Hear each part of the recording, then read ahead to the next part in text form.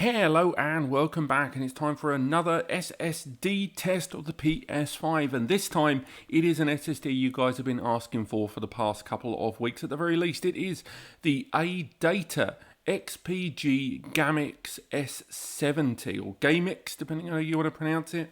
This SSD has been requested for quite a while, and for those that watched my review, you'll know why it took me so much time between courier problems, logistics and more, but finally I've got it here in the studio recording for our PS5 test. We're going to be going through our first test, and I know these games we've covered before, but we've got to compare these SSDs as they are. So we're going to be looking at Demon's Souls, Ratchet Clank, Resident Evil Village, Doom, Eternal and Grand Theft Auto 5.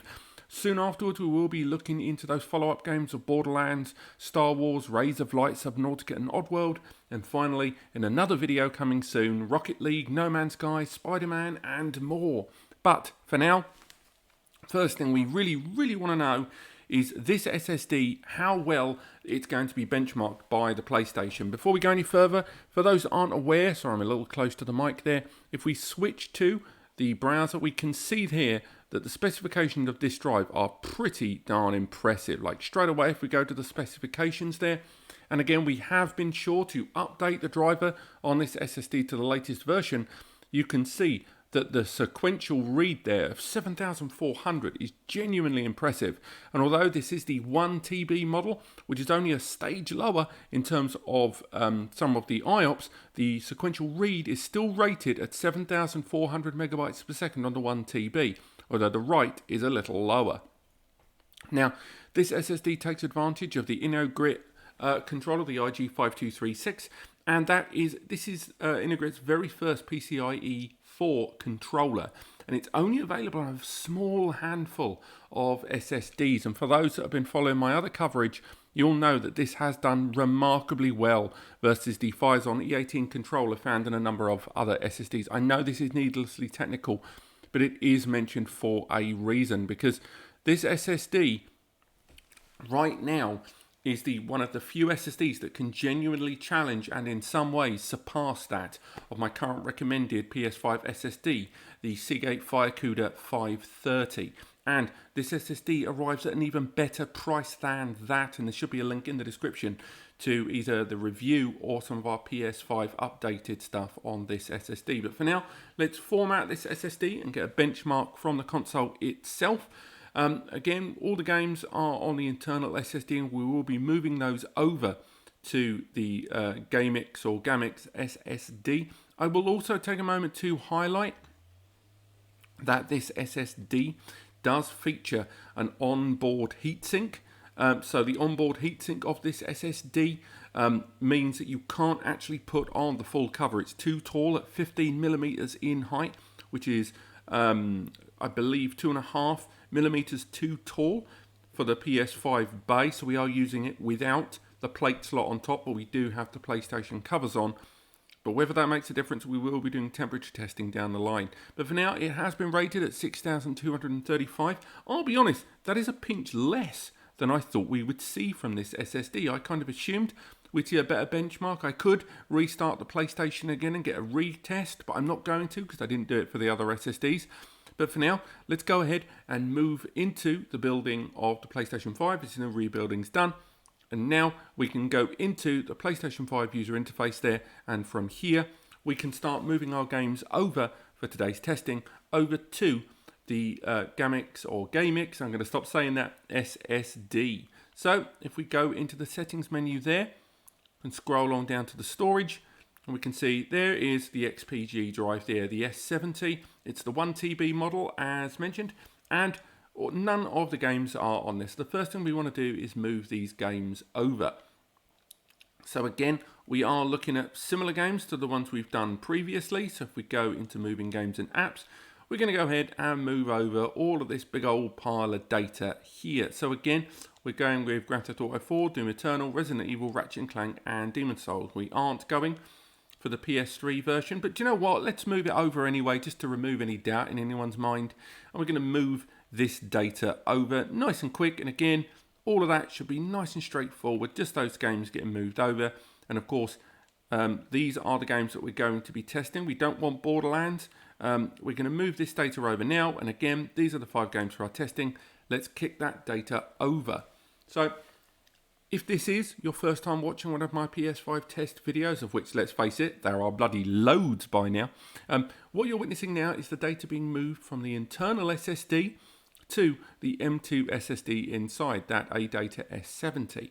However, because this line is going so slowly, and indeed the transfer of 270 gig of data is taking, I would argue, considerably longer than it should, I think we can ascertain from what we're seeing here that there is some form of compression, some form of security checks, encryption, some kind of certification on the block level. Something is happening between the internal SSD, with its reported over 5,000 megabytes per second read, and the write of well over 5,000 megabytes per second on this SSD should breeze through this data, but it's simply not doing it. And therefore, we can certainly ascertain that although it's useful to monitor the movement of data, it's an incredibly unreliable and untrackable way to measure the write activity of this SSD. So for now, I'm going to fast forward beyond all of this and get straight into the game testing utilizing our ADATA SSD.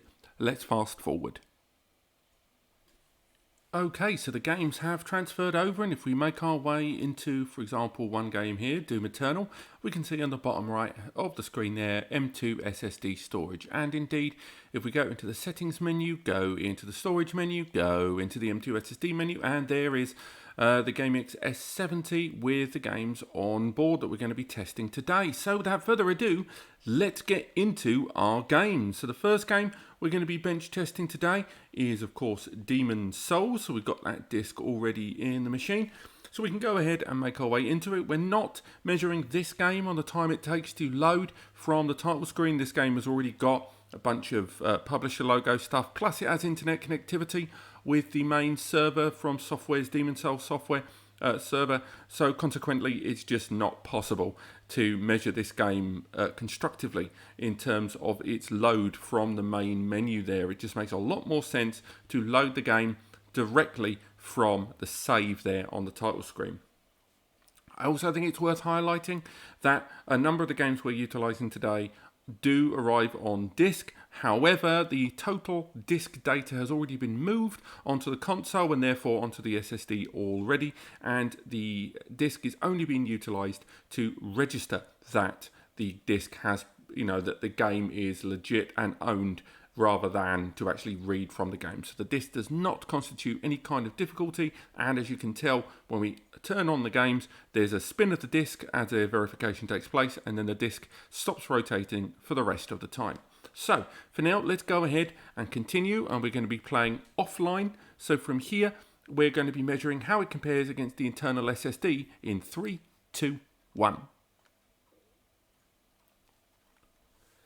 And straight there into the Nexus, we've made our way in, and again, lovely quick stuff there. It might be a tad pixelated for you there. This is a lot to do with the capture software that we are utilising for this. And again, we've got the lighting effects there. We've got all there's no drop in frame rate, no low textures or anything like that. So again, it's running nice and well for me there. So for now, let's make our way into the first area of comparison. This is the Stone Fang tunnels. And again, I know you've seen this in the other videos, and I know it can be repetitive, but it's important that we test the same games to compare all these SSDs fairly. So for now, 3, 2, 1.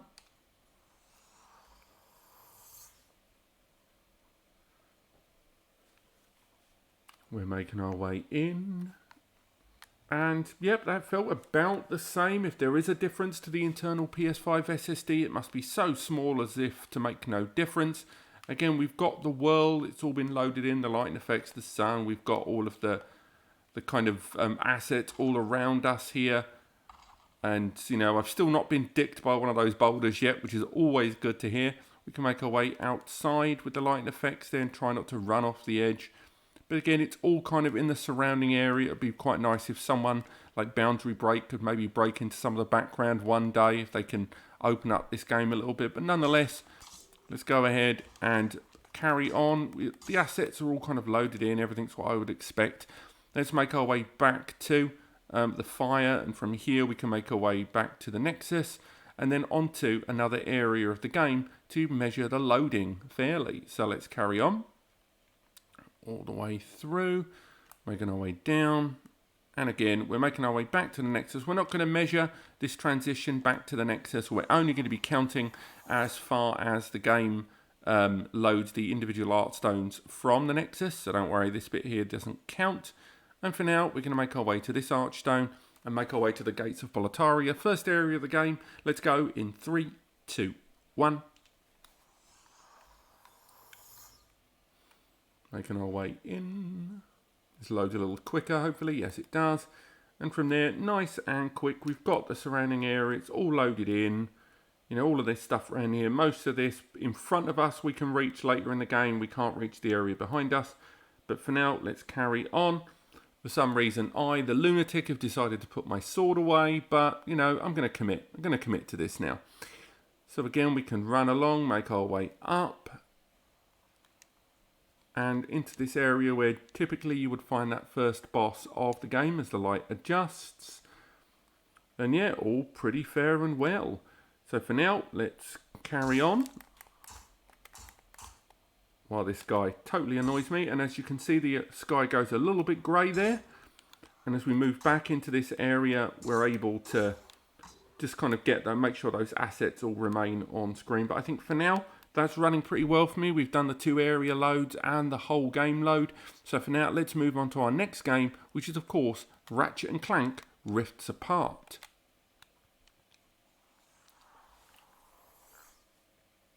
So let's load into Ratchet and Clank there, nice and quickly. And once again, you can hear they're slightly humming in the background. That's the disc being accessed just to measure that the game is loading.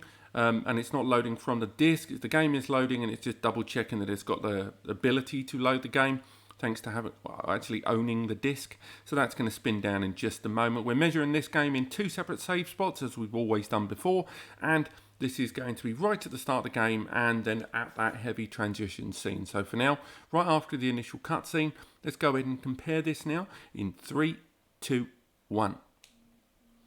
We're making our way in. We've got the transition and straight away we are at the start of the game. That felt lovely and quick, no slowdown whatsoever. We can start making our way into this rail segment of the beginning of the game. I'll try and get the controller away from the mic so it's not too annoying. What I'm trying to do right now is force the game just to know that there's activity going on. There's lots of assets and stuff there all around us if I move the camera around a bit. And again, what we're looking for is low textures being introduced. We're looking at resources that aren't going to be introduced. We're looking at broken textures, that sort of thing.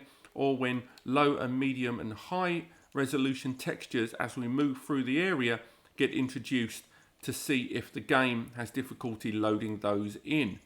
But for now, it seems to be running fine. We can go ahead and bung that down. And again, this area here, we still have control. There's still lots of stuff that has to be rendered and done. But for now, we can make our way into the next part. And again, moving the camera around, there's no destruction of stuff behind us. It's still loading absolutely fine there. And we can make our way in and have a little look around this area here. Still lots of assets here to be playing around with, lots of stuff going on. Again, lots of nice easy stuff there when I'm not blowing myself up, which is ridiculous. We can go ahead and get the gun armed up there and start shooting around. But again, absolutely fine stuff. Everything's running the way I would expect it to. And we can go in and kick off that initial cutscene there. And as you can see, at the end of that cutscene, I'm going to call it a day there. I think that's enough for us to be going on with. So for now, let's make our way into the other save spot, and that is that heavy transitional element of the game that we've gone through before. See how it compares with the internal SSD. So again, there's the Rebel Agent save there. So once again, let's load in 3, 2, 1. Lovely and quick. I'm going to move the camera around a little bit there so we can see some of these assets as they get brought in and reduced out. We do have control on this on-rails segment, but there's still no avoiding. This is still an on-rails area. I'm going to move around as well as much as possible as we transition through them. And these are mostly areas later in the game, I believe. But again, these are things we're obviously dealing with smaller comprised versions of what we would see later in the game. So again, I can move around this region if I choose. And again, this bit, I've done it in most recent videos. just going to look around this region to make sure that all the assets are all in place rather than fight anyone. I think, again, everything still seems to be knowingly in place there. But as that explosion happens, now we are at the end of that scene and into a cutscene, which for me is pretty much enough for us to be getting on with, to know this has done what it's needed to do. There's been no slowdown, no low textures, and exactly what I would have liked. This SSD works so far, and it's running these games beautifully. So for now, let's make our way into our next game, which is Resident Evil Village. So we're heading into Resident Evil Village now, or Resident Evil 8, call it what you will. And of course, we're doing the same thing we've done for our other videos. We are loading two separate areas of the game, both with their own reasons. So for now, let's go ahead and first load Escape the Castle. Let's go for that one there in 3, 2, 1. Should be lovely and quick. So we're in there already able to move around nice and quick, and we can go ahead and start not getting ourselves killed by this angry lady. And she managed to get me there nonetheless. But again, the game is pretty much loading what I would like. I know this is a slightly dark area, something that Resident Evil 8 is probably absolutely full of. But for now, what we're trying to do is just try and load in as many assets as possible to get the game to kind of force in some stuff there as we go. We want the game to see if it's going to struggle with any low textures as we move through the areas. But I think we're going to be fine here. Let's carry on making our way through. Maybe we can really charge and push the game into having to do something. But for now, all the textures seem just as sharp as we'd like. And for now, ultimately, I think we can argue that this is gone as well as we would hope as we make our way through to this area here. Yes, I think the textures right now, everything's fine. And for now, I'm going to call that a win for this SSD. So let's head back to the title screen. And now we're going to load the other save spot. This is later in the game. And this is a bit where we're going to be running through the whole game to try and load up as much as possible to get the game to kind of force in any kind of assets it needs. So for now, let's go for it. 3, 2, 1. Absolutely fine. That's seemingly loaded in pretty quickly for me. And now we're just going to be making the long, boring run all the way back to the altar in the village. And what we're trying to do here is force the console to either sneak in a hidden loading where it will freeze us, where it has to load in assets, or it's going to be forced to not force in the high texture res images onto a lot of these elements around us as we force the game to have to endure us running through it very, very quickly. That area that I just ran past there is one of the areas that lesser SSDs have fallen by the wayside with drops in frame rate quite significantly there as assets have been pulled. But this one doesn't seem to be having any of those problems as we continue to run through. And I wouldn't have expected this SSD to do that with these high performance benchmarks on the sequential read readily available. But let's make our way along. We're just going to keep on running all the way through. Again, we're not measuring which one of these gets to the altar first. We're looking at assets here. We're not looking at side-by-side comparative play. And now, as we make our way to the altar, we're nearly there. We can just see how these all line up with zero problems all the way along. The game's run absolutely fine. And there is the merchant. And for me, this again, another big tick. The S70, another great SSD thus far. Let's move on to our second to last game, Doom Eternal. Heading into Doom Eternal now. Again, this is a single test. We're just going to load a main save game here. And in Doom Eternal, we are looking primarily at how the game handles the low to mid to high texture swaps. For those that aren't aware, one of the reasons that Doom moves as fast as it does is it intelligently swaps out textures for lower resolution textures quite a lot, whether that's because enemies are quite far away or because of the changing graphics between more visceral and chainsaw kills, that sort of thing. The game does an incredible job of swapping out a lot of those assets on the fly, and it's how the game maintains that wonderful speed and fidelity, whereas while at the same time looking so beautifully graphically enabled. So what we're going to be doing here is running through the game as quick as possible to force a lot of those asset changes as much as possible to see that the SSD will keep up. But for now, let's load in 3, 2, 1. Seeing that number go lovely and quickly, that seems pretty similar to me to what we've seen before. So let's head straight in. And again, we are looking here at loading in those assets as much as possible, because that's what we're aiming to do here. We want the game to kind of feel the burn a little bit with as many of those viscerals as possible in efforts just to make the game force itself to get some of those extra animated and graphically kind of changed elements introduced as quickly as possible there, in efforts to make the game work as hard as we need it to know that the SSD is up to the task of this game. But for now, I would say that it's running pretty darn well for us here. But for now, as I find that I've got no chainsaw left, let's go ahead and take this guy out. I think for now, we can go ahead with another visceral. And I think for now, that to me is a good enough sign that this SSD is up to the job. So for now, let's go ahead and get into our last game, which is of course GTA 5, a game with a horrendous load time that hopefully the PS5 and this S70 SSD from ADATA is up to task to avoid. So for now, we're going to count in on 3, 2, 1. So once again, GTA, game that's been around for an exceedingly long time on PS3, 4, and a full upscaled 5 version coming very, very soon. This is a game that a lot of you play consistently, myself included, particularly for the online play, but the loading time of GTA is famously long, and that's all of the GTAs, to be honest, not just this one. So what we're looking at here is how quickly the game loads up single player. We're not using any online services that may present kind of false positives. We're just looking for how quickly the game loads single player. And it's our last test today before we move the games back onto the SSD, onto the internal SSD, and then summarize everything we've seen today. So let's, where are we at? We're at about 30%, so it can't be that much longer. The fastest game to date to load this game has been the WD Black. This might have challenged it, you know. I am going to look at that in the post-edit, and we are comparing this SSD in another big face-off coming very, very soon.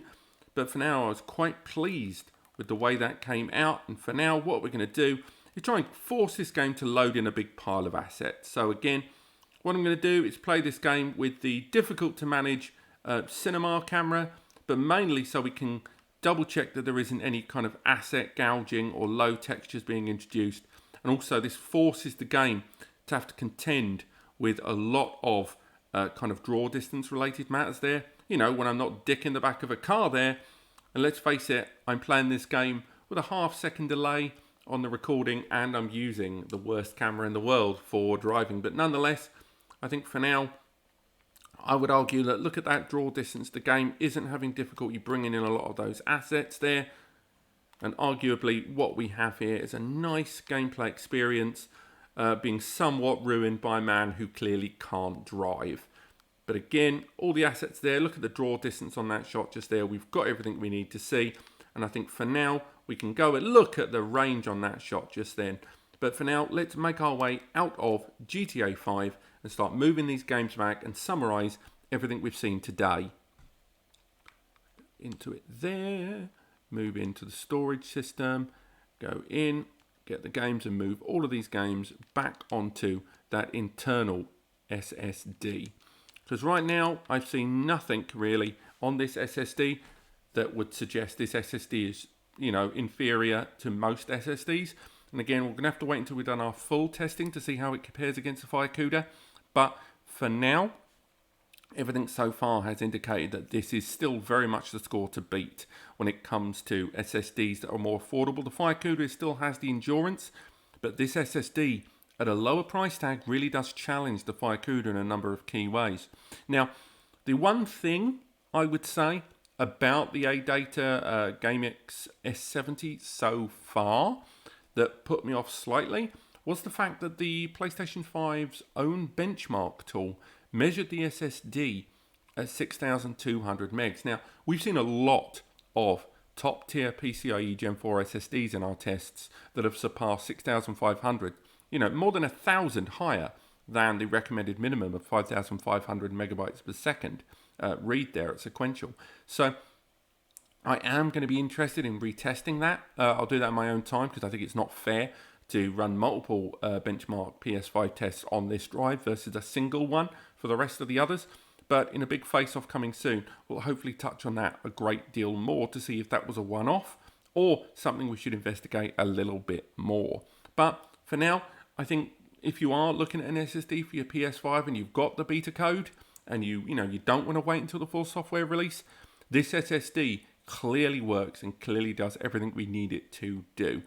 Of course, if you are going to wait, which I probably would recommend if I'm perfectly honest, later on when PlayStation 5 fully releases SSD support on their PS5 system, this is 100% going to be an SSD on that compatibility list. Some of the drives we've looked at, the Silicon Power series, the Firecuda 520, not the 530, Sabrent Rocket PCIe4, not the 4 Plus, those SSDs, they're probably not going to make the cut. And if they are on the list, I'd still question their support and usability years down the line. But this SSD, I see no reason why this isn't going to be an SSD that's not going to last you the length and breadth of your PS5 ownership. And at the price point that it arrives at and the availability right now, particularly in the UK and Europe, it's a great choice. Thank you so much for watching. If you have enjoyed the video, click like. If you do want to learn more and stay abreast of more SSDs as we test them and continue to test, do click subscribe and click the bell to be notified. And of course, there are links to all of the SSDs and multiple heatsinks that I do personally recommend